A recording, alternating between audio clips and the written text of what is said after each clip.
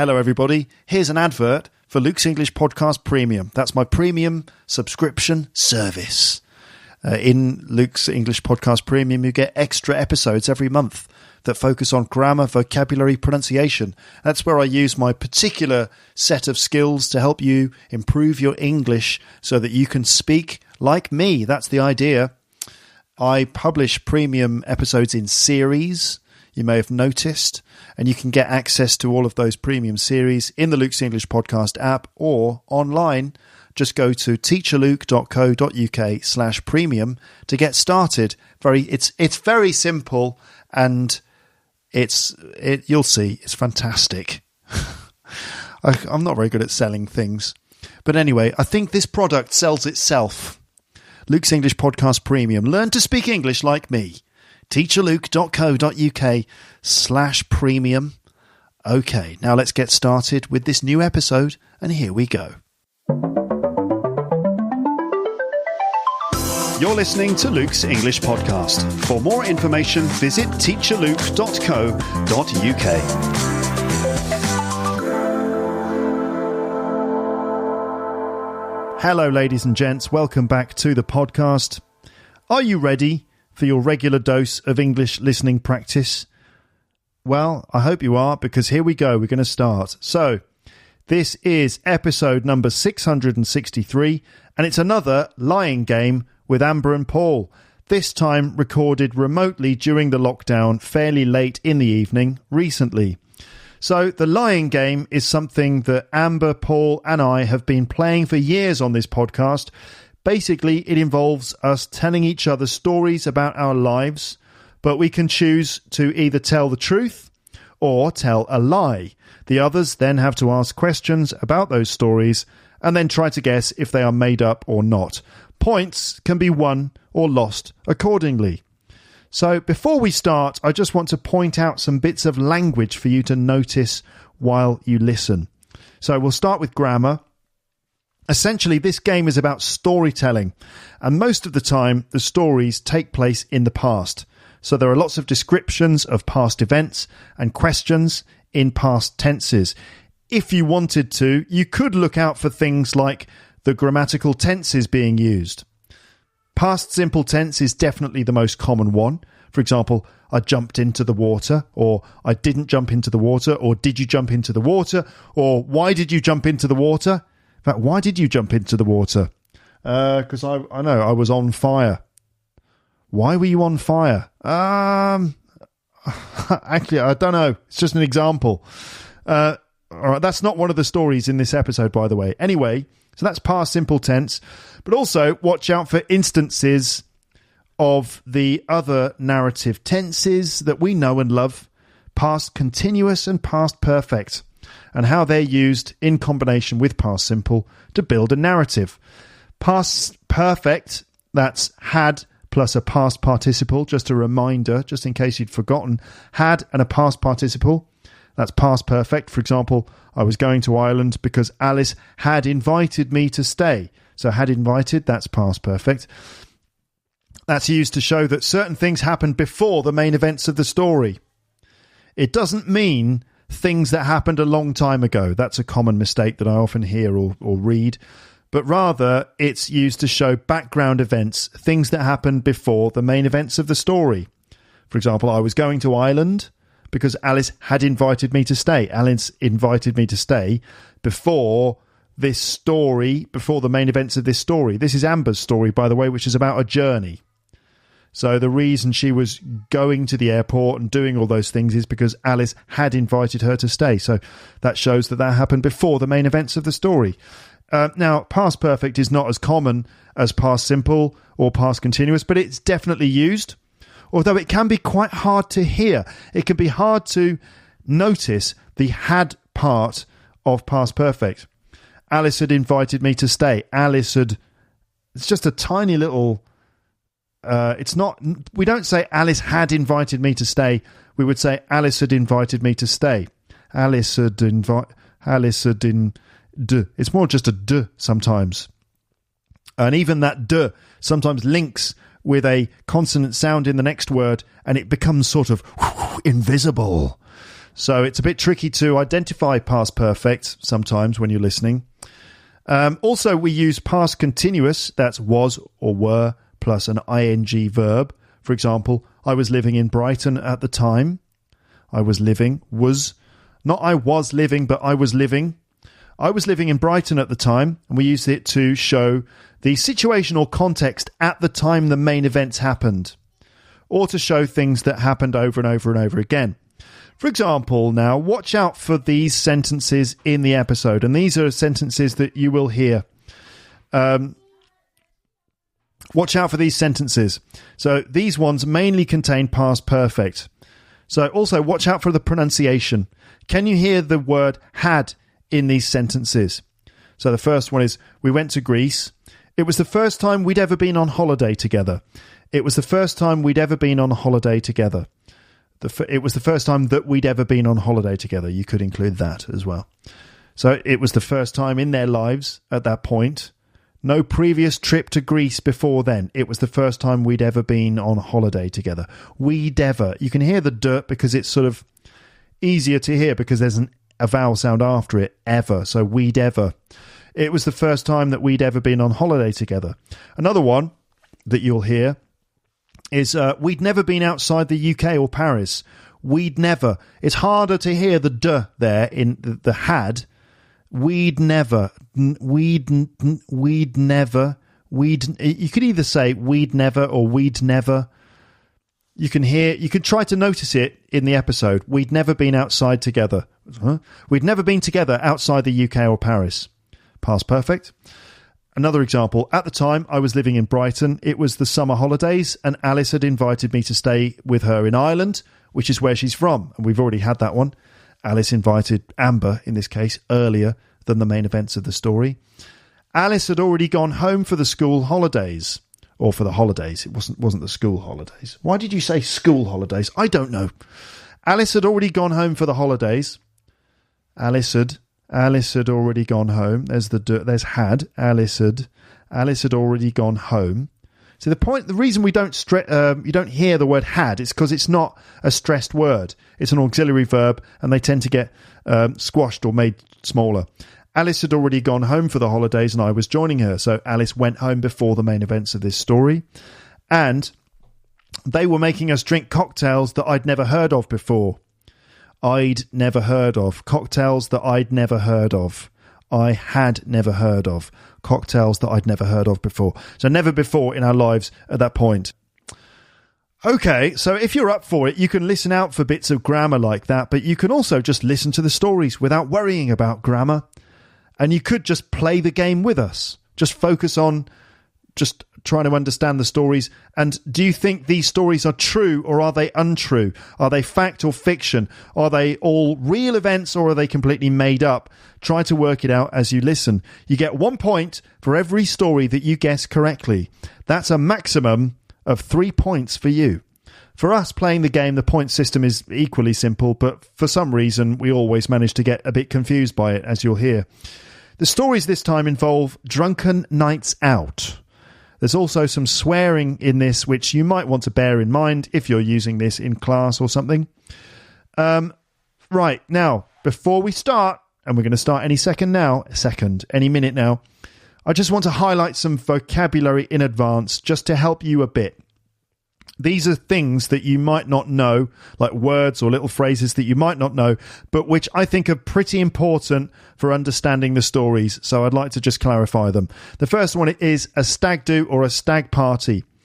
I have explained this several times on the podcast before, but here we are again. So a stag do is a party that a man has before he gets married. And it usually involves going out with best friends. One of those friends will be the best man at the wedding. And it involves lots of drinking, a trip to another city or country, possibly. Some humiliation of the groom-to-be. For example, often the friends play a trick on the groom. The groom is the man getting married. So often they'll play a trick on the groom. They might do something to embarrass him in some way. In my case, on my stag do, I had to dress up as Super Mario. I was dressed up as Super Mario. that's another story for another time. But no one else was dressed up. It was just me, and I was in this ridiculous Super Mario costume, which was quite funny and humiliating. I spent the entire day dressed as Super Mario. Anyway, so this is a stag do. This is what I'm talking about. So it involves, drinking, going out with friends, maybe going to another country or city. A lot of English people seem to go to places like Prague or Amsterdam and have a wild time. And often there's a trip to a strip club or something like that. For example, I was on my cousin's stag do. You heard me mention my cousin's stag do in a recent episode when the two of us were dressed as a pantomime horse. Do you remember that?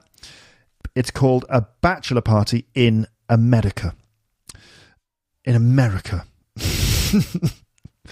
In America. Now, also, we've got the phrase hen do or a hen party. Now, this is not mentioned in the story, but if you learn stag do, you've got to learn hen do as well. They do go together as a pair. Basically, a hen do is the same as a stag do, but for girls. It usually involves going out with a big group of girls, including the bridesmaids, but they've got fancy dress on. Or they're all wearing angel wings or something, or maybe they're wearing special T-shirts with the bride's face on.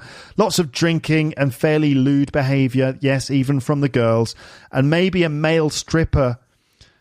So there you go. Stag do's and hen do's. That is the kind of rich, deep cultural heritage which makes me proud to be an Englishman. It's Emma's hen do at the weekend. It's known as a bachelorette party in America. Right. Next thing is What the Fuck France? What the Fuck France? This is a comedy TV show that Paul Taylor made on French TV, which made him quite famous among the French. That's French people. So that TV show was called What the Fuck France. Boxers or boxer shorts. Now we know a boxer is someone who fights like Mike Tyson, but boxer shorts is actually men's underwear. Okay, so boxer shorts are kind of men's underwear, similar to those worn by boxers. They look a bit like the shorts that boxers wear in the ring, but boxer shorts, underwear that men wear under their trousers. They're kind of shorts. Okay, we call them boxers or boxer shorts. Next phrase is to get whacked. To get whacked. Now, this doesn't mean to get drunk. It means to get assassinated by the mafia. And this is kind of Italian-American slang that you might hear in a Martin Scorsese film. He's gonna get fucking whacked. You know, that's how it happens. That's how fast it takes for a guy to get fucking whacked. Which is a line from Goodfellas. Here it is. That's how it happens. That's how fast it takes for a guy to get whacked. That's how it happens. That's how fast it takes for a guy to get whacked. If you get whacked, it means you get killed, get assassinated by the Italian-American mafia. So it's a slang word that you might hear in a Martin Scorsese film. You would definitely hear it, certainly in the film Goodfellas. Moving on. Frolicking. The word frolicking. This means playing, jumping, dancing around. For example, frolicking in the water. Frolicking around in the water. If you are frolicking around, it means you're sort of jumping around, playing, dancing in the water, maybe splashing. That's frolicking in the water. You might frolic in a field. Go frolicking in the water. Okay. Next is the word lax, which is an adjective. For example, the security at the embassy is very lax. You just walk through. You come in. You're like, do you want to see my passport? Do you want to scan my bag? No, don't worry. Just go through. It's fine. So very lax security here at the embassy, you might say. So lax means not caring enough about security or rules, being lazy about security. So a lax approach to air travel or very lax security at the hotel. And then finally, the word maze or a maze. A maze is something you might find in the garden of an old English stately home. Imagine the garden of an English stately home, like an old house in the countryside, like Downton Abbey or Hampton Court or something. You might see a maze in the garden somewhere. In a maze, there are hedges which have been grown to form a series of interconnected paths, and for fun, you have to find your way from one end to the other or to find the middle of the maze without getting lost. That's a maze. Okay? It's green because it's made of hedges. Right, so I'll let you discover what actually happens in the stories and how all that language is actually featured. But those are some things, the grammar side, stuff for you to look out for, vocab stuff that hopefully will help you to understand the stories, and also you can look out for those words as they come up in the conversations. That's it for this introduction and for this little bit of pre-teaching of language. Now you can just sit back and listen as we let the game begin. Amber and Paul are on the podcast. Amber and Paul are on the podcast. Amber and Paul are on the podcast. Amber and Paul are on another podcast. Paul's a very funny boy. His laugh I very much enjoy. Amber's got a lovely voice. If I could choose an accent, hers will be my choice. Yeah. Let's get on with this. Let's get this show on the road. Right, so let's move on to the Lion Game. I'm very aware that it's way past your bedtime, Amber. Sometimes I stay up. Yeah, Paul's just getting started. Yeah, exactly. But so we've decided to play a sort of lockdown Lion Game. Yeah. Okay. Oh. And Amber, why don't you tell us what the theme of this is going to be? We've gone with a theme this time. So we decided to talk about a night out. Going out. We can't go out. So we're going to be talking about a memorable going out event. Yes. An outing. Yeah, we decided that instead of just doing 3 unrelated stories in the Lion Game, that we would try and sort of bring them all together under one theme. And the theme that we agreed upon was going out. But it's a night out, basically, because like in lockdown, we can't go out. So we're now fantasizing about times in the past when we have gone out. Mm-hmm. And that's going to be the theme of this Lion Game. Okay, then. Amazing. We all know how this works. Let's get started. I've forgotten the rules. What are the points scoring system? It's just 1 point. That I'm going to lose anyway. If you you won last time. You did win last time, Paul. Yeah, you're winning now. You're a winner these days you're on a winning games. Streak. Yeah, you're on a winning streak. The game before as well. I think so. Yeah, I think you did. So just a recap of the rules. Then someone tells a story. They give a little. It's basically tell us a thing that happened. You give a little statement. We investigate further by asking lots and lots of questions, like Columbo or any other detective for that matter, And then when we feel like we've asked a sufficient number of questions, and we then decide whether we think it's true or a lie, and then the storyteller reveals whether it is true or a lie. And if we guessed correctly, we get a point. If we guess incorrectly, the storyteller gets a point. Okay? So it's just 1 point So if I tell a story, you guess that it's true, and it is true, then you get 1 point. But if Amber thought it was a lie, and in fact it was true, she doesn't get a point, but I do. Okay. All right. So who'd like to go first? Yeah, so if you manage to convince... Yeah, exactly. Okay. Yeah. So it's just 1 point. There's only 1 point in it, either if you get it right or... there could be 2 points. Since Paul won... Oh, yeah. Maybe he should go first. Every time we do this, there's always like a bit of confusion and disagreement over the rules. It's like no one gives a shit. But this is why I decided to ask the question again. But essentially, if I now tell my story and you both get the answer wrong, I get 2 points. Yes, I get a point per person. Yeah. Yeah, you get a point. When you're the storyteller. Yeah. Yeah.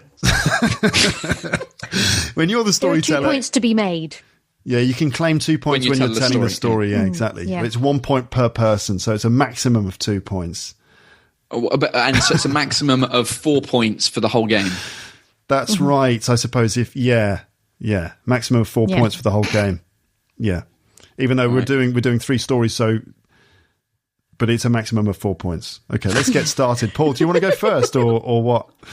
Yeah, if you want me to. Go on. I guess the winner starts. Paul, tell us a thing that happened or maybe didn't happen.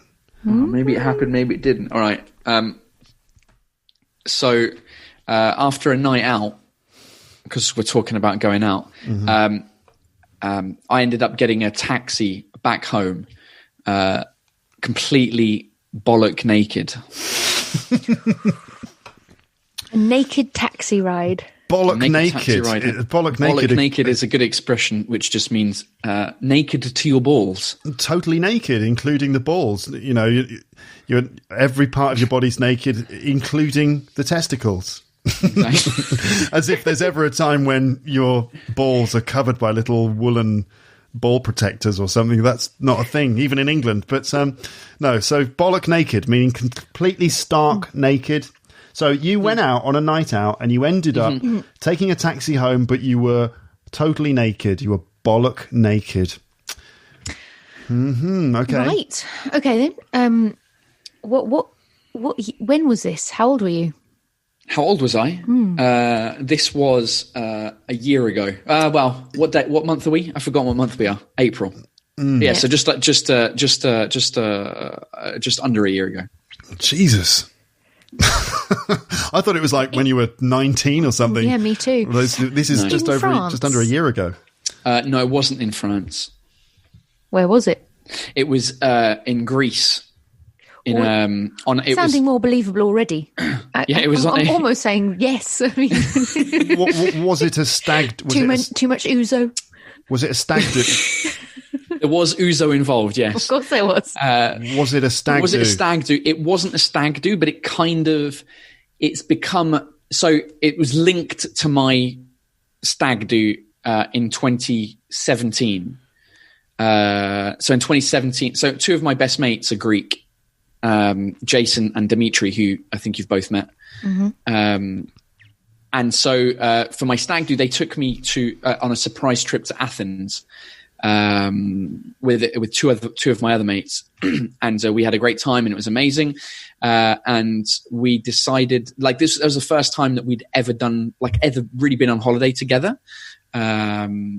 Like, we've always hung out in London together because that's where they're all based, apart from one of a guy called Adam, who you've met as well, who's based in Paris. But anyway, we'd never been really together on holiday, like outside of the UK or Paris. And so they took me to Athens. It was amazing. And so we decided, like, why we don't do this? Why do we not do this every year? Why do we not get together like on a lads sort of holiday every year? So that's kind of become a thing. Well, it's become a thing. We did it once, which was last year. We tried to do it this year again, but the coronavirus situation happened, so we unfortunately didn't get to do it this time around. But anyway, they're both Greek, and they from an island called Spetses. So this happened on the island, did it? Spetses? It did, yeah, because that's where they're from. That's where my mate Dimitri, his dad has got a house on the island. He also lives in Athens as well, his dad. So that's where we stayed for the stag do, and we went back to the island. Spetses.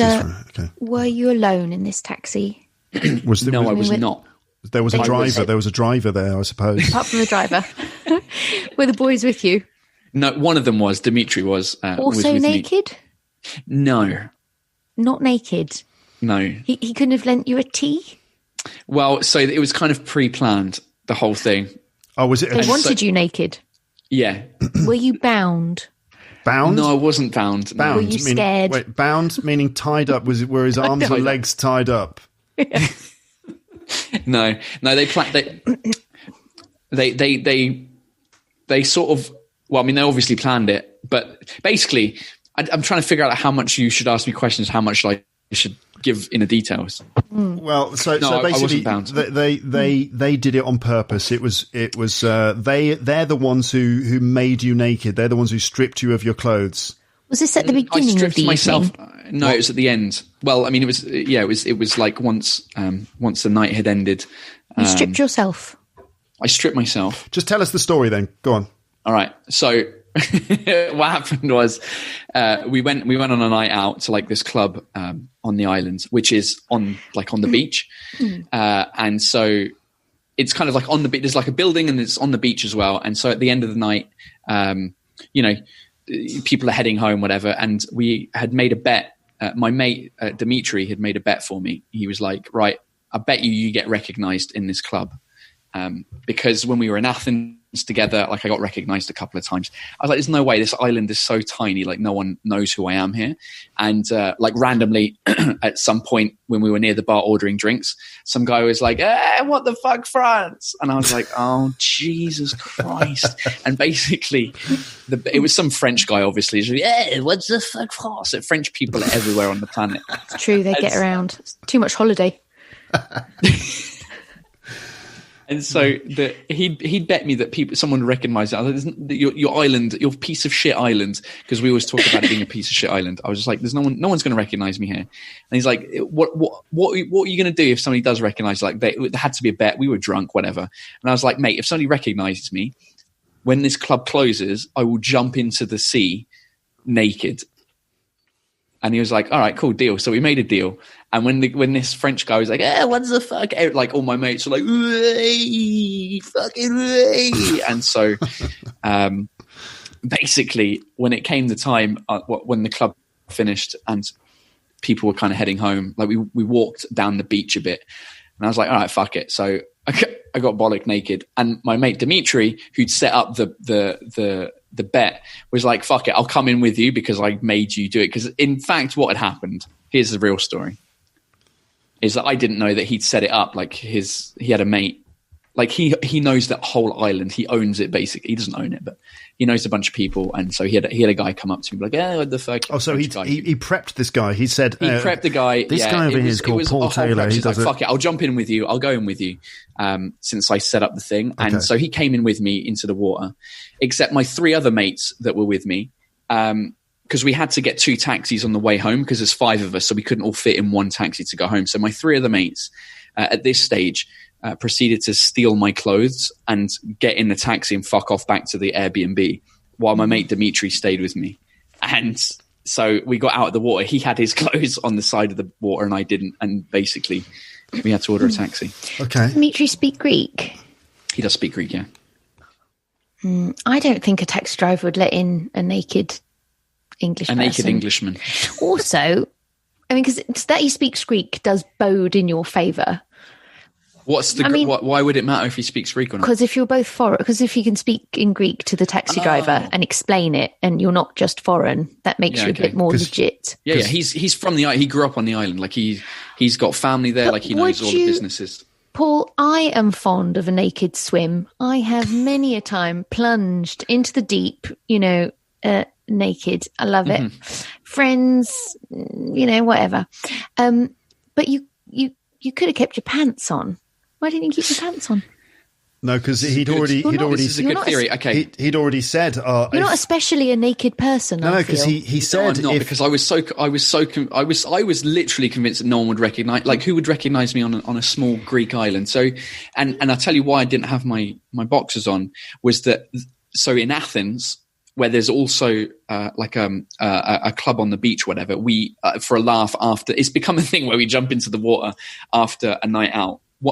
During my stag do, what we did is we all went into the water. We all kept our boxers on, and then we came out boxer shorts, pants, underwear, male underwear. Yeah, right. So we all went in, and when we came out, we put like our trousers back on and our t-shirts back on, and then at 5 o'clock in the morning, proceeded to go to a strip club, which is like obligatory on a. But the problem is, we all had like wet pants, basically, like wet through trousers. It was my plan. I took everything off because here, I don't know if you've ever done this, where you do that, and then the thing is, you take your underwear and you dry yourself as much as you can with your underwear, and then you go commando, and then you put your jeans on and top. Wait a minute, this is a technique where you can go skinny dipping and you actually use your underwear to dry yourself, and then you go commando, which means to put your trousers on without any underwear.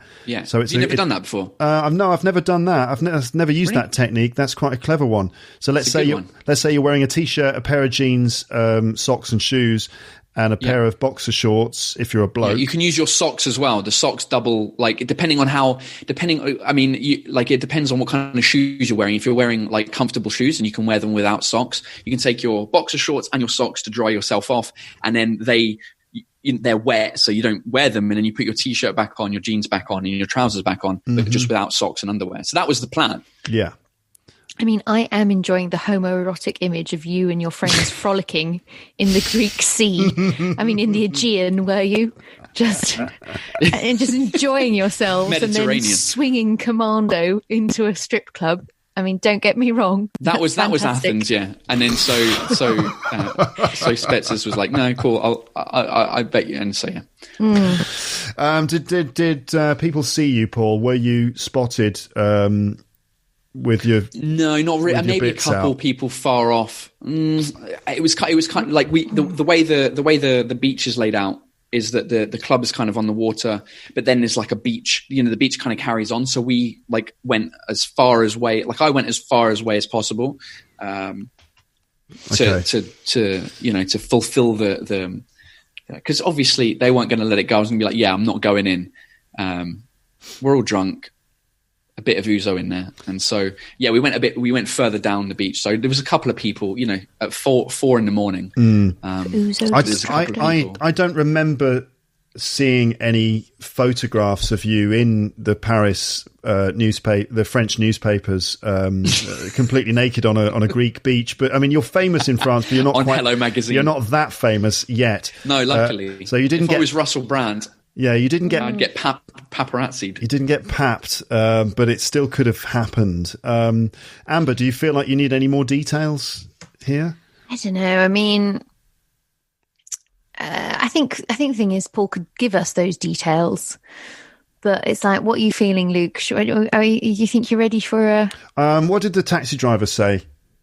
Yeah. What did he say? I don't know. He was speaking Greek. They don't really speak English on the island because it's a small, tiny island.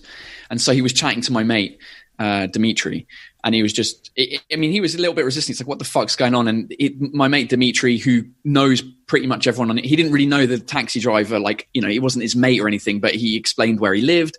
And his family is like a pretty big family. Mavro Michalis, that's like a pretty big family. They're not like gangster. Yeah, I was going to say like the Greek mafia, or like they're a big family. I can't remember what it is. They killed somebody. Killed somebody. The family. It was like a massive thing. Mavro Michalis. I can't remember. Are you sure you're able to say that on the podcast? Because you might get whacked now. Yeah. is a family prominent clan played a major role in modern Greek history. That's the Mavro Michalis family. Anyway, okay. Right. They're well known on. So he explained, like, my stupid English mate made a bet, blah blah blah. He's a comedian in France, whatever. And so the guy was fine. The taxi driver. Well, the taxi driver had the taxi driver had no choice, because if he hadn't taken you, then he would have got killed in the morning. But anyway, shoes. Amber, you were saying? Did you have your shoes? Yeah, I did have my shoes. Just naked with shoes. So how bad was it? How difficult did it get, or did you get away with it? Basically, you get away with it without any. Get away with did you get really embarrassed? Well, by anything? Obviously, it's embarrassing, but when you're completely. How did you call the taxi? Like, were you waiting at a taxi rank, or did you have to wait in the sea? Excuse me. Were you standing by the side of the road with your arm raised, or maybe your cock? I don't know what. But how did you go from secluded beach to inside the taxi with the negotiations? It's like honestly, I can't remember, but I think Dimitri must have called them or whatever it was. But the beach is on, like, the road follows the beach, like most beach towns, if you know what I mean. But the club is at like one end of the if I, you know what I mean. Like the club is there, and the beach and the road follow the same path. So the road was, Okay. a couple of yards from. I'm going with true on this one. It sounds very much like something that Paul would do with his mates. Don't you think? No, I don't. You think it's bollocks? Literally.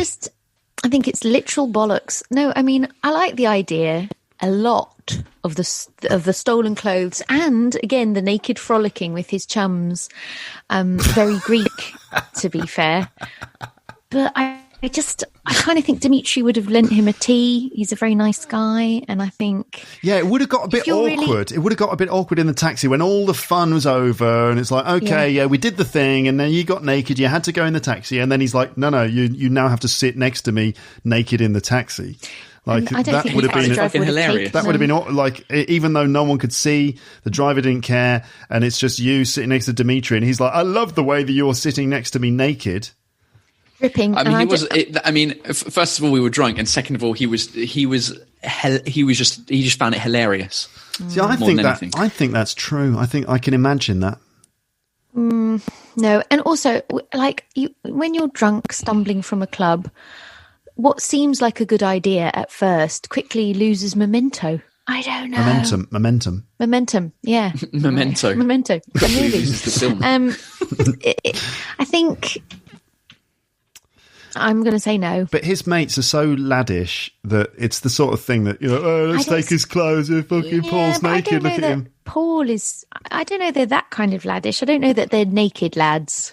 They're the kind of let's humiliate Paul types, I think. I went to Brighton University. I went to Sussex, which is in Brighton. There's a lot of beach. Mind you, it is cold. It's very cold. It's England. So you can't really compare. This is June in a small island in Greece. There's probably not that many people. I'm still going to say no. I just don't see it. I just don't see I don't see Paul getting naked. I mean, he does drink a lot. You want to see it, but I want to see it. I'm imagining it right now, Paul. I'm imagining it. But and in I'm the going to future, say no. Not a good look. Right now and in the future. But forever, it's going to be seared on my mind. You and Dimitri. Yeah, sharing an intimate taxi ride. Yeah, on a Greek island. As you drip dry on the upholstery. Okay, so Paul, the moment of truth, please. What are you saying then? I'm saying it's true. He's saying true, and I'm saying false. She's saying it's false. Lie. Yeah. So. So the winner for round 1 is Miss Amber Minogue. Oh, for yes.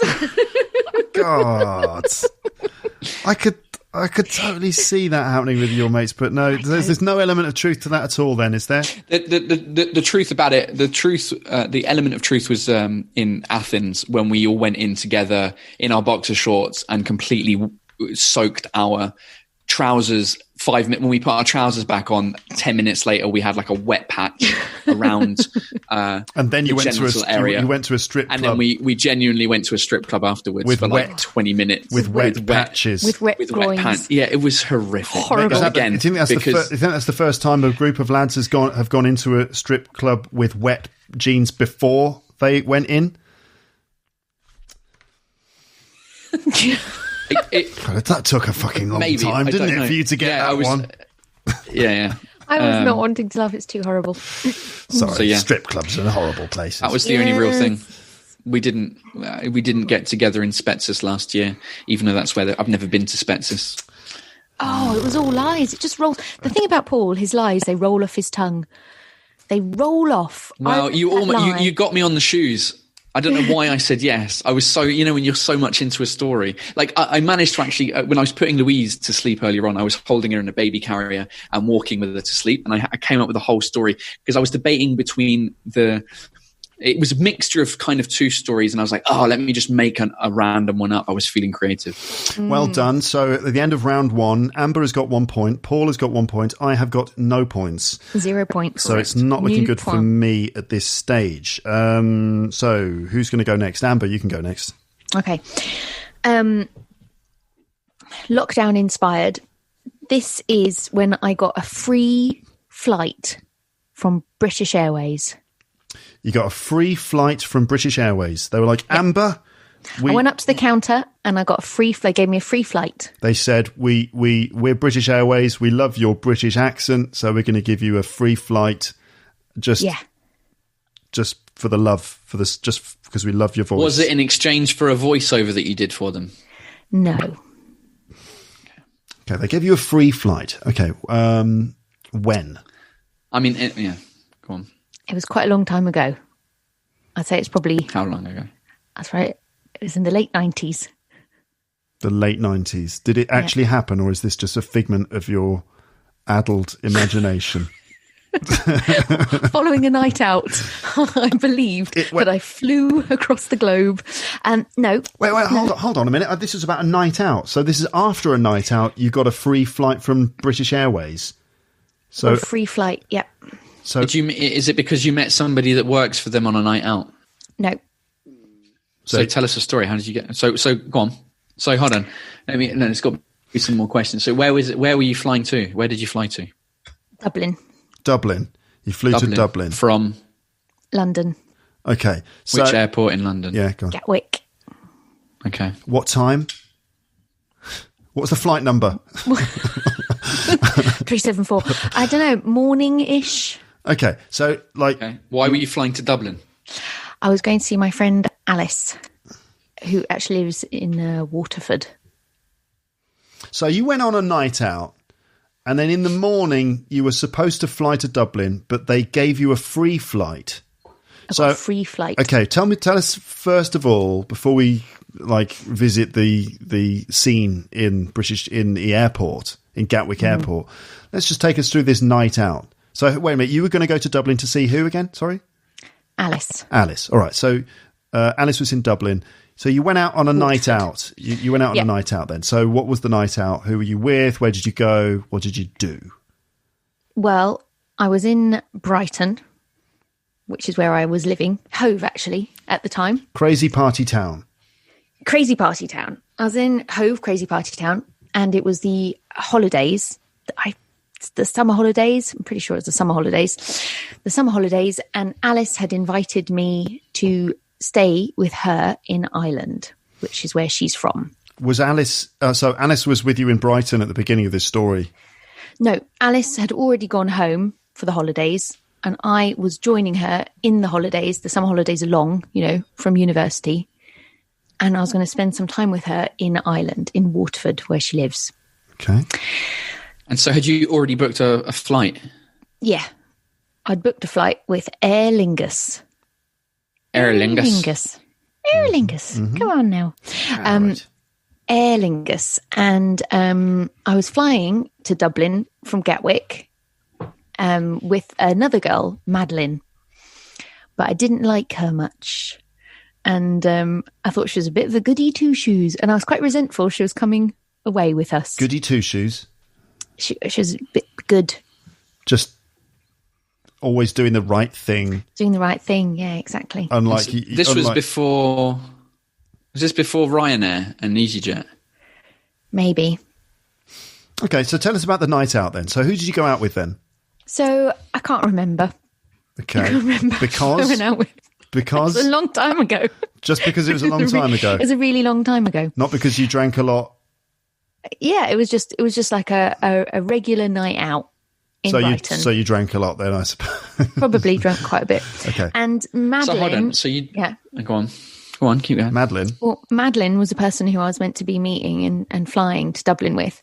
And she told me she was going to get to the airport what I thought was crazy early, like a couple of hours in advance. Mm-hmm. And I thought, that sounds ridiculous. She's a goody two-shoes. That's why she's getting to the airport so early. Well, I'm not going to. I'm going to go a bit later because I'm quite cool. And I probably overslept a bit because I'd been out on a night out. And I missed the flight. So the night out, I'm still preoccupied by this. Yeah. The night out was just a normal night out. It wasn't like, It was probably just... Did you get home that night? You slept in your own bed, etc. Yeah, I think it was at home in my own bed night. It was a sort of water, probably a zap night. Zap night?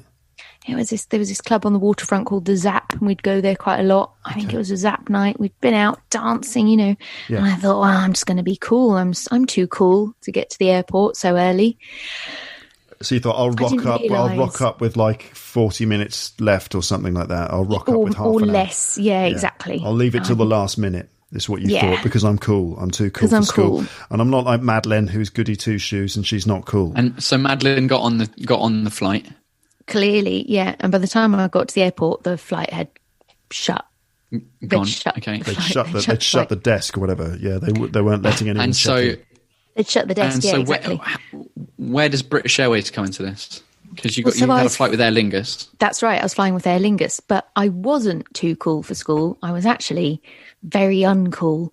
And when I realised I'd missed the flight, I got really sad and confused. I was also very poor because I was a student, and I started crying, and I didn't know what to do. I was like, I thought it was more like a plane, but it's not. It's a plane. You have to get there much earlier.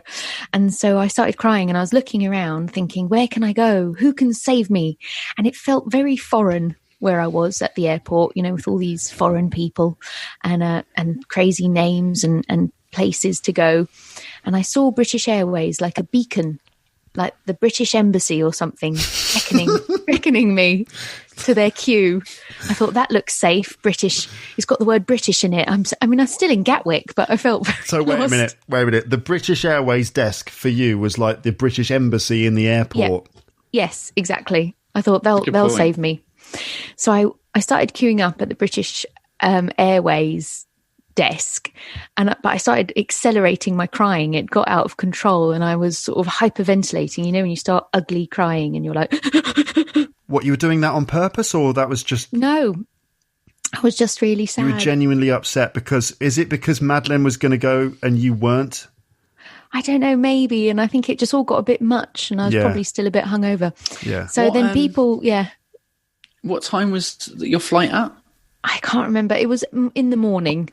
Okay. It was morning. So you had to go from Brighton by train to Gatwick. Yeah. In the morning. Yeah. It's not that far because Gatwick is to the south of London, isn't it? Yeah, between London, like 45 minutes? Something like that. It's like an hour and something to London, you know, for whatever. It's probably about 45 minutes to Gatwick from Brighton, something like that. Unless, did you have to go to London, then go from London to Gatwick? I don't know if there's a direct train from Brighton to... It's a direct train. Okay. All right, okay. And so then I was crying so much that people, they let me in front, they let me go.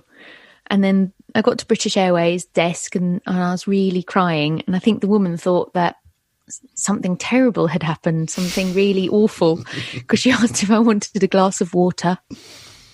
I said no. And I told her Glass of vodka, please. Like, does that glass of water have a plane ticket inside it? And I told her I'd missed my flight and I was really sad. And she said, oh, don't worry, we can put you on the next one. And so she gave me a ticket and she took mine and she said, you need to go to the Aer Lingus desk and get this stamped.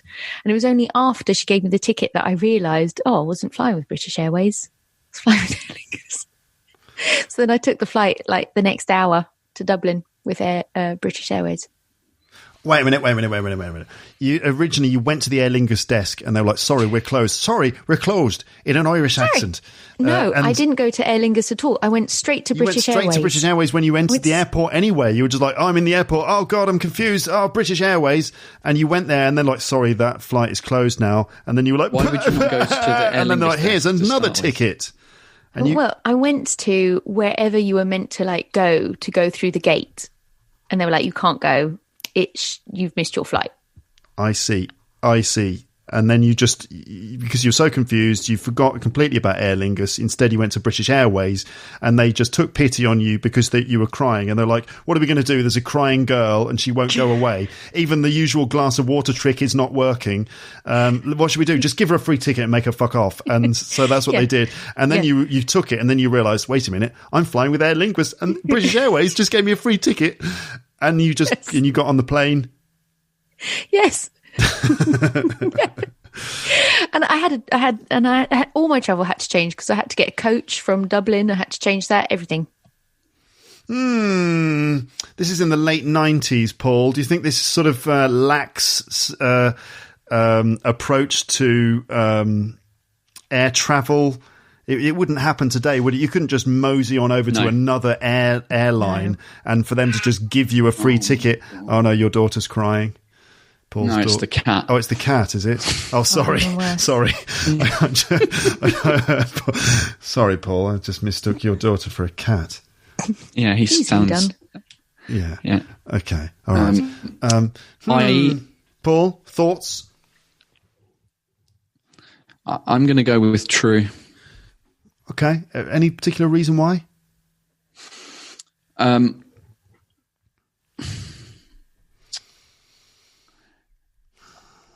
A couple of things. Yeah, the fact that it was if it was in the late 90s, I'm willing to believe for two reasons that BA would do that. One is that if the next flight, no one's buying tickets for the next flight straight away, and so for them they might as well fly with a bit of like a fuller plane, whatever. It doesn't like, I've heard of people going to airlines, or used at the time going to airlines, like half an hour before, just deciding, being like, hey, I'll pay like £5 for a ticket, and they say yes because it's better to fill the seat than it is to have it empty, whatever.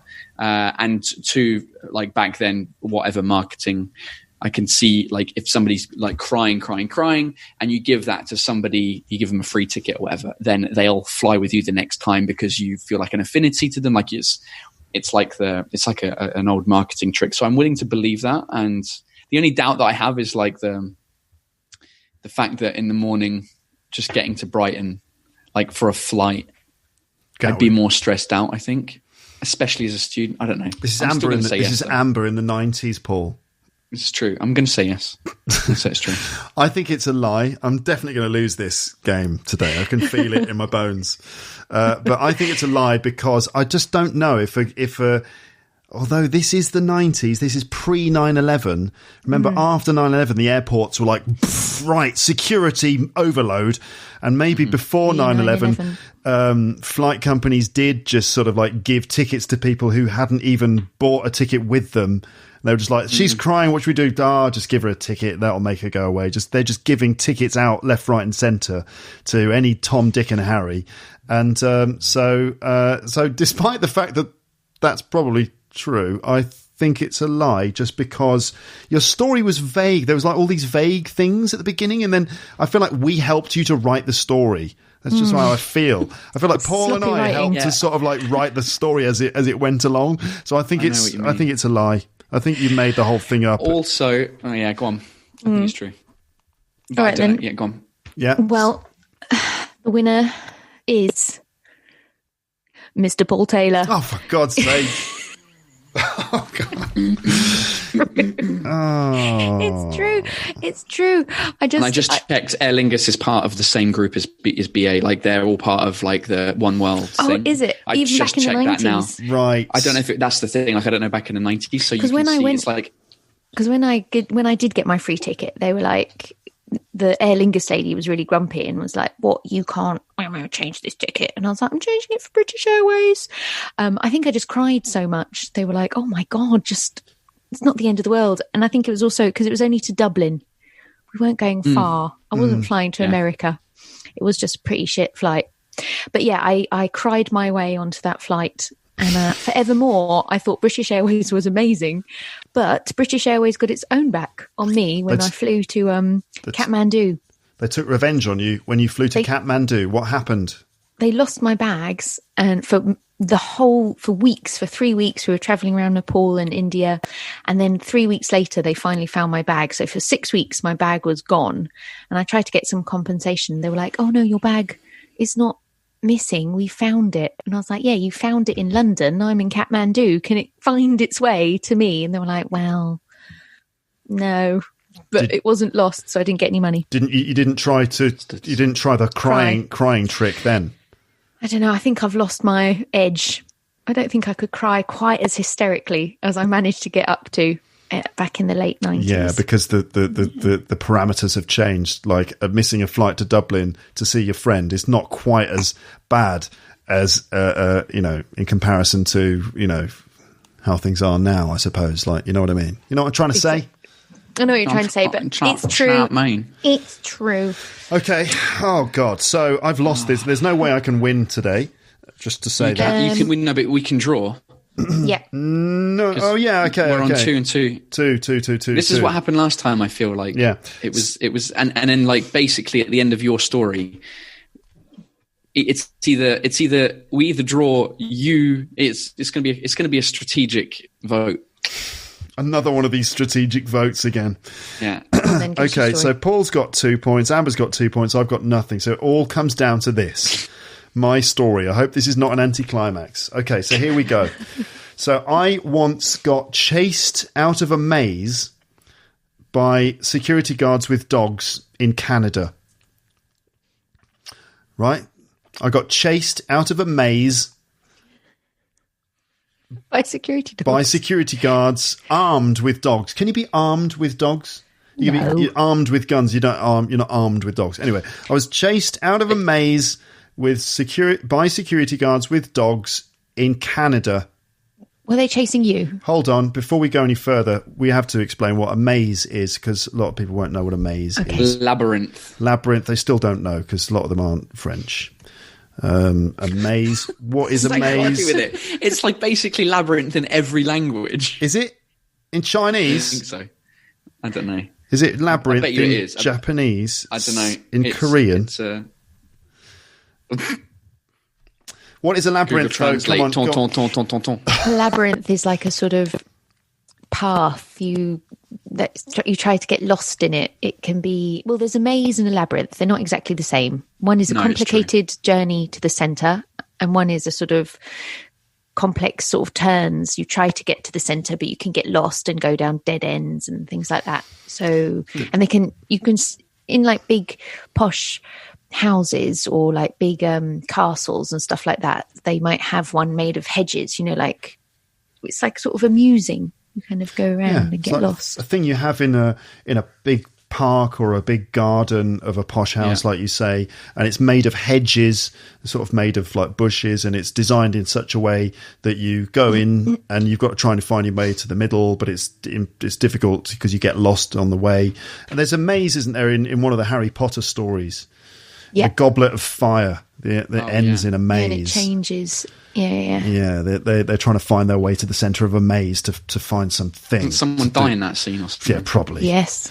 And then there's that film, although it's called Labyrinth, with David Bowie. Oh, yeah. David Bowie.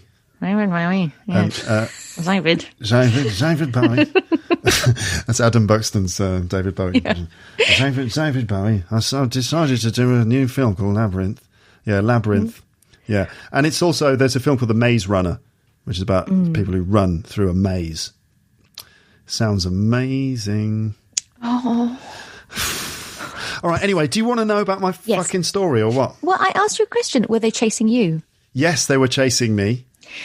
Where in Canada? Where in Canada? In Vancouver, somewhere in Vancouver. I don't know where I was, but I was in the region of Vancouver, yeah. Okay. Were you a child? No, I was. Let's see, how old was I? I was 20. Yeah, I was 20 years old. Were you meant to be in that maze? No. Had you broken into the maze? I think so. It's hard to know because I was quite drunk at the time. I was very, very drunk. I was quite drunk at the time, so I don't really know. But I think that we did trespass into the maze. I was with a group of other people. And Who were these other people? So these were some guys. So I was with my cousin, first of all, because we did a sort of a road trip across Canada in the summer of 97. And so we met this guy on a Greyhound bus. These buses, like these buses that take you on all these long journeys. So we met a guy on a Greyhound bus. And my cousin got talking to him, and he worked in a pizza shop. So he said, hey, come to our pizza place. We'll get you free pizza. So we went, got the free pizza. Then he invited us with his mates on a night out. It was a Friday. So he invited us out. And so we put our bags and stuff in our hostel that we were staying with. And we met up with these guys, and we went off on a mental night out, which involved lots of Canadian misadventures, and they were making us drink cocktails that I'd never heard of before, and we were going to these weird places. And then we were in cars, and we were driving around in cars, and I think some of them were drunk driving, which was a bit of a worry. And then we ended up in this big place, and then next thing you know, there's a maze, and we were running through the maze, and I was like, it was stupid, really. Like, I worked out, right, that if you're in a maze and if you're lost, you can walk through the bushes. You can just walk through those hedges. They're quite easy to get through. You can just force your way through them. So I was kind of like crashing through this maze, not respecting the hedgerows. And in the morning, I woke up with terrible scratches all over my body. And so we were in this maze having fun. And then someone was like, run! It's the busies. Run! In a Canadian accent. And and there were sounds, there were dogs barking, and suddenly we were all running.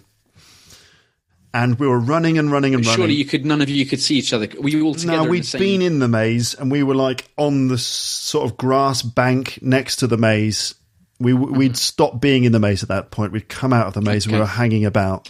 And then it was run, and next thing you know... Your initial sentence is bullshit then. You got chased out of the maze. Well, I mean, okay, we were next to the maze. We were at the maze. We were sort of on the, the premises of the maze. Drawing us out.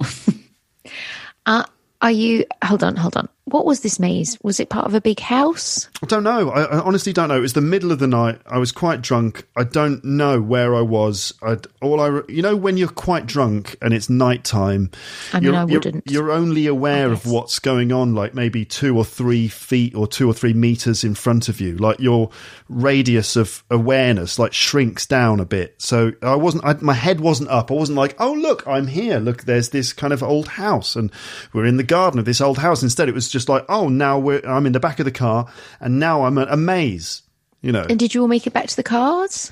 Yeah, we all made it back okay. We all made it back to the cars. No one got mauled by a dog. No one got caught by a security guard. But it was pretty scary because we were running along and jumping over things. Like there were some sections where, you're not going to believe this, but we were like running and jumping over like little streams, running through ornamental gardens and stuff with rocks. And we were jumping from rock to rock, and it was just really mad. And I didn't know. I was just following the person in front of me, praying that I wouldn't fall, hoping that I wouldn't get lost. And that I could keep up with the person in front of me, and I managed to do it. We jumped over the fence, and we escaped. Why were you in Canada? Well, I did a road trip with my cousin Oliver. We went to Canada and visited various places for about a month. Broke into mazes. We went travelling and broke into mazes and stuff. Yeah. And you point out Vancouver on that map behind you. Yeah, it's like it's over here, and it's there. All right. Yeah, on the west coast, just up the road from San Francisco, Seattle, that kind of spot there on the end. Okay. West coast. Can you point out Seattle? Oh, that's the crucial thing. Like, he doesn't know where Vancouver is. It's a lie. Paul, your feelings? Don't want to know any more? You don't need to know any more details? I suppose I've told. I don't know. Yeah, because you gave a lot of detail. I want to say true, because you went into some details that were not even necessary during the telling of that story. Which things? Trying to think now. Like meeting the guy, the pizza, going for pizza and stuff. Yeah, but now that you've just said that, I'm starting to doubt myself, to be like, oh, you came up with that on purpose to, I don't know. You usually always tell the truth on these things. So maybe you're throwing us off by not telling us the truth. But I can totally imagine that happening, because first of all, Vancouver is a very green part of the world. So I can imagine there being a big park or estate or whatever with these massive bushes and ornamental gardens. Like, it feels like a Vancouver type thing. Yeah. I can see that, but why would there be guards with dogs protecting botanical gardens? Well, because if it's because it potentially, if you're looking at it animal wise, it could be because I know in Australia they've got, in certain botanical gardens, they try and stop certain animals coming to eat the flowers and eat the shrubbery. We weren't there to eat the flowers. No, but the dogs didn't know that. Yeah, true. Yeah, but I mean, like, what? They've got security with dogs all night protecting this maze. To be honest, Amber, I was as surprised as you are now when it was actually happening. That was the general tone of the whole evening, of like, what the fuck is going on? Now we're getting chased out of a maze by dogs. What the fuck? What kind of dog it was? Was it a little dog? No, I didn't see the dogs. I didn't see anyone. I didn't see any of the people who were chasing us. I mean, for all I know, it was somebody with a loudspeaker. Yeah, for all I know, it was just one of the group who was like, "Let's fuck with this English guy," and go run, and then watch the English guy run. Maybe that's what was happening. I don't know. I never saw the people chasing us or the dogs, nothing. It was just like, so they quick, weren't run. snapping at your heels. No, it was just quick run over these rocks and run through this big area. And it seemed to go on for quite a long time. And I was scared. I thought that I wasn't going to make it. But then I did. Paul? I think I'm going to say true. I mean, I am also tempted to say true. Do we risk it? Do we risk a tie break? Well, if we both say the same thing, we draw and Luke loses. If we don't say the same thing, then either I win or you win. How important is it to you that I don't win? I mean, that's the whole point of being here. Well, because if we both say sure well, that's the thing. If that's the thing, if we both say the same thing and we're wrong, it's a 3-way tie, which could be cool. But the competitor in me is like, how do I make sure that neither of you win? I think you have to come and break our legs or something, don't you? That's the only way it's going to work. Well, Dimitri, his family. Get Dimitri to come Dimitri and his family. Yeah. The Greek. I'm going to say true, even though I'm not even going to go for the tactical vote. I think it's true. Okay. I mean, because it's such a random. Like, if it's not true, something in there's true. Well, it's pretty random, like in the sense of like getting us to come up with a night out. That was Amber's idea. that was my idea. Yeah, but what I mean is like getting us to, like, if you have to think of a story, like to come up with that level of like getting chased out of a maze by unless you watched a film or a TV show today with mazes in it, with running in mazes. Yeah, I can. Maze Runner. I'd have a difficult time thinking that you'd come up with that as a story for a drunk night out. You know, mine had like a bit of truth to it in the sense that like it was based on an experience that I had. It completely changed, you know, it was me going into the water, but then I was like, oh, it's funny if I get in a taxi naked afterwards. The homoeroticism was true. Yeah. I mean, your desire to be naked. The sexual tension, very much sexual tension was very true. So yeah, that's why I'm saying. That's why I'm saying it's true, because I think it's too much of a good lie. It's too much of a good story, a made up story. You mean the truth is stranger than fiction type thing? Like, yeah. Almost. You know that. Well, because if we were coming up with stories about a night out, like I'd expect you to come up with something like you're a very creative person, but running out, like specifically Vancouver, running out of a maze. I don't know. It seems like too good to be a lie. Okay, it's the sort of thing you can't make that kind of stuff up. Truth is stranger than fiction. You can, but yeah, but I know what you're saying. It's all right. It's all right, Amber. I mean, I think you can make it up. I think you can make it up, but I've got no ability to think of lies because my brain has been melted like melted cheese. By children. Yeah, and I'm hoping your brain is the same. That's what I'm hoping. One last question. How high were these hedges? Oh, they were pretty high as far as I remember. Higher than me. They were, I don't know, sort of taller than me. That's all I remember. I didn't stop to measure them. Oh my gosh. They were taller than I was and still am. Crucial piece of information. That was the real Columbo. Oh, there's just one more thing. How tall were the hedges? Oh, they were taller than you. Right, guilty. All right, then I'm going tactical, Paul. I'll say no. You think it's a lie? You're saying it's a lie. I'm saying lie. I'm going tactical. Okay, then. Well, it is completely true, of course. As always, I always tell the truth on this. My instincts were that it was true, but I was going tactical. You went no point in us all drawing. So here we go. Paul is the winner. Means Paul is the winner again. That's right. I've got 1 point. Amber's got 2 points. Paul is victorious with a grand total of 3 points. Congratulations, Paul. Bra, bra, bra. The winning streak continues. It does, doesn't it? You turned it around. I remember. Yeah, it's a shame that people can't see the video, but I was doing like the I don't even know what that is. Swans. The swans, yeah. Check out these guns. Showing off your muscles by... How on earth can you describe that? It's like muscle builders bodybuilders when they show off their muscles. Instead of, most people show their biceps by pointing their wrist towards their face, almost like, Rodin, the thinker? Yeah. In that sort of position. Whereas if you do it the other way and you twist it. Yeah, it's that sort of thing that Arnold Schwarzenegger used to do at the beginning of his career. He got very famous for like pulling his arms up and pushing his fists out away from his head and showing off different muscles that were like, whoa, he's got loads of unnecessary muscles. That's amazing. Okay, well done, Paul. Nice. I wish that What's my prize? Your prize is respect. The feeling of satisfaction. You get to go to bed tonight at 3:00 in the morning with a big smile on your face, Paul.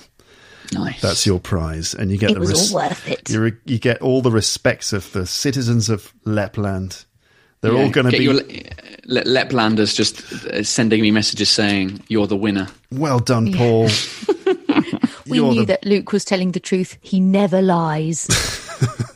I need to call you on. I need to get you on the live.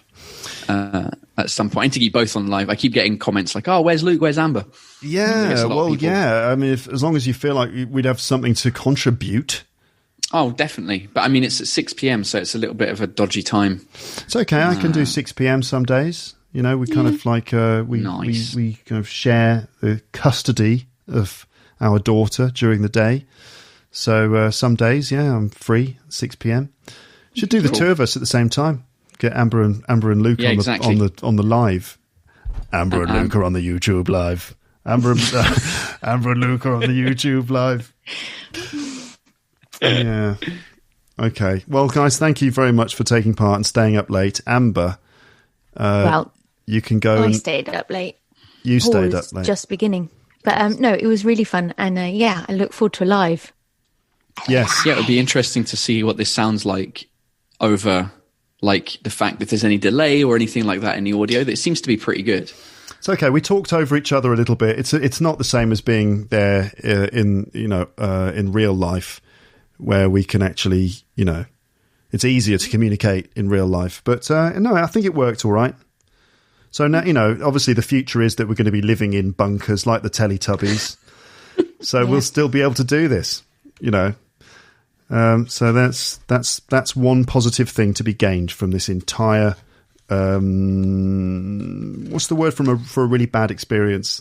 This entire ordeal. This entire ordeal that we're all going through around the world. Okay, well, thank you. Sleep well, and speak to you again soon, guys. Thank you very much. Take care. Cheers. Bye. A virtual high five. All right. High five. All right. Okay, guys. Bye then. Bye. You can already see that chilling the glass out. That's a good thing. It's gorgeous. You got perfect ice and a really cold glass. Till then, I'll be somewhere getting bent up in a dance sipping gin. So that was the late night lockdown lying game with Amber and Paul. I hope you enjoyed it. Here I am now speaking to you again at the end of the episode. I've actually got hiccups. I'm just waiting for myself to hiccup. It's going to happen any second now, I can tell.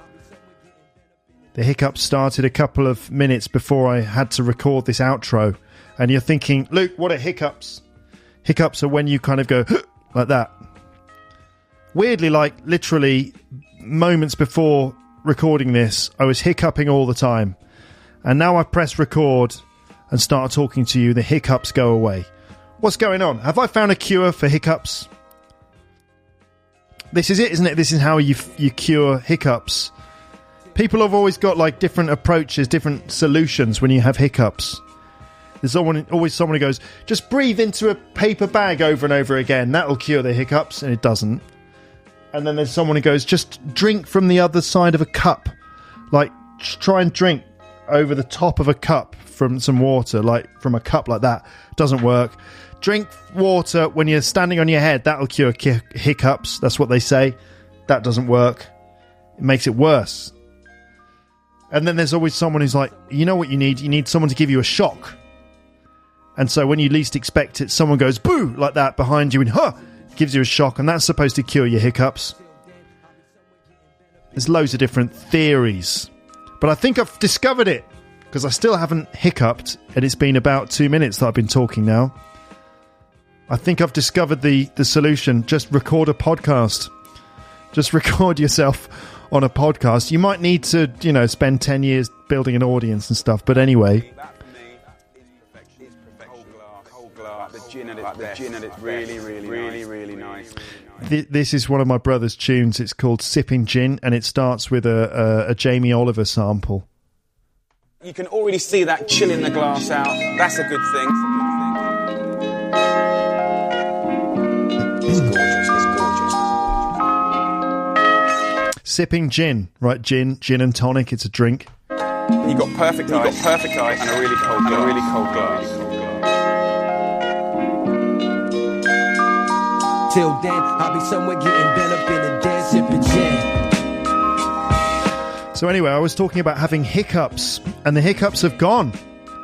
I swear I've found the solution to hiccups. Just record yourself on a podcast, the hiccups will go away. It's weird. I was expecting to have to kind of explain what hiccups are while I was hiccuping, but me even mentioning the hiccup thing has been a complete waste of time, because I'm not even hiccuping. I was thinking, I'm going to hiccup my way through this outro, and then I'll have to explain what hiccups are, but it's okay, because I'll be doing it while I'll be talking, so they'll definitely know what hiccups are, but I still haven't done one yet.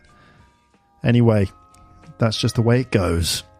So I hope you enjoyed this episode of Luke's English Podcast, episode 663, a classic. The late night lockdown lying game with... Speak English, boy! The late night lockdown lying game with Amber and Paul. Maybe I should just call it what am I going to call this episode? The lockdown lying game? The late night lockdown lying game? I don't know. Anyway, I hope you've enjoyed it. Just a reminder, happy hour with Paul Taylor. 6 p.m. Central European Time, weekdays, on YouTube and Facebook. Just find Paul Taylor on YouTube or Facebook, and then you'll be able to watch his daily live streams. I mean, his audience really are people who speak French and English, because he does some bits in French and some bits in English. But you might like it if you're a Paul Taylor fan. If you're on Team Taylor, then you could listen to that or watch it. It's both. It's video and audio. Check it out. Paul has learned how to use the internet. He does live streams on YouTube and Facebook simultaneously. The gin and it's really nice. Yo, lounge out, man. Yo, what up? Okay. Now, if you've enjoyed this episode of The Lying Game, if you're fairly new to the podcast, I feel like I've had a fair number of new listeners recently. So if you've enjoyed this episode, you should know that there are lots of other Lying Game episodes in the archive. Just head over to teacherluke.co.uk and do a search of the archive for Lying Game. Do a search for in the archive. On an Apple Mac, you would do Command F and then type the words Lying Game, and that would help you find the episodes. I think on a PC it's Control F, isn't it? Anyway, that's how you would search for episodes of The Lying Game. I've lost count of how many times we've done this on the podcast now. We've had stories about working on Keanu Reeves films, being bullied by members of Coldplay, meeting rock stars at Buddhist temples, seeing famous French films stars. Let me say that bit again. I sort of said that wrong, didn't I? I said, seeing famous French films stars.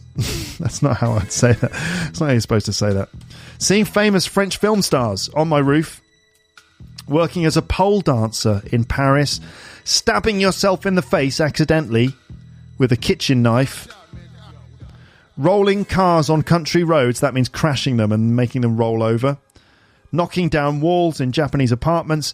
Getting offered threesomes. That's when someone offers you a threesome. Would you like to come to bed with my boyfriend and me?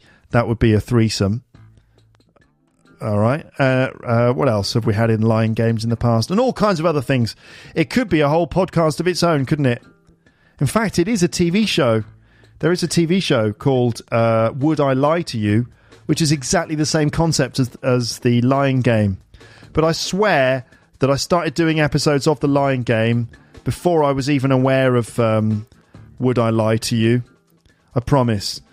And anyway, I've been playing the Lying Game in English lessons before Would I Lie to You, the TV show, was even a thing. So anyway, just to let you know, I didn't steal the idea from TV. Okay, I came up with it on my own. Thank you very much. If anything, they stole it from me. I don't think they did, but let's say that they might have done.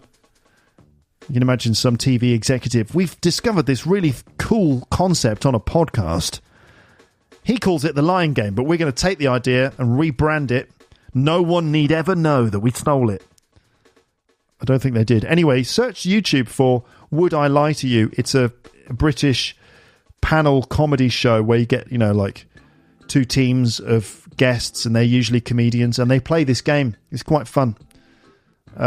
Anyway, there you go. Search the episode archive for Lying Game, or search the archive in the app for Lying Game to find all the other episodes, and there are loads of them.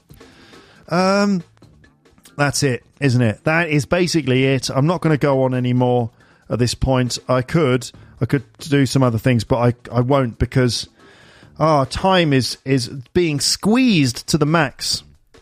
It's difficult. I've said before that I'm lucky to be able to keep doing this podcast during the lockdown, and I am. But I mean, I'm really squeezing in the podcast work, into very narrow little sections of time. Normally, obviously, my daughter's at creche and she's away, and so I get a chance to kind of work. But when she's not at creche, obviously, we've got to look after her, and that means in most of the time, I don't really have a lot of time to do this. Is my English working today? I don't know. I'm waiting for the hiccups to come back. I'm doing this now at 9:30 p.m. and I still haven't had my dinner yet. I'm not complaining. I'm not complaining. I'm very happy, but I'm just saying, just giving you a window into my life at this moment. It's all right, Luke. You're saying to yourselves, it's all right. Don't worry. We understand you're busy. Blah blah blah. Don't make a big deal out of it. Okay, I won't make a big deal out of it. I will just say, episode 664 will come as soon as possible, as soon as I've had a chance to actually work on it for any length of time properly.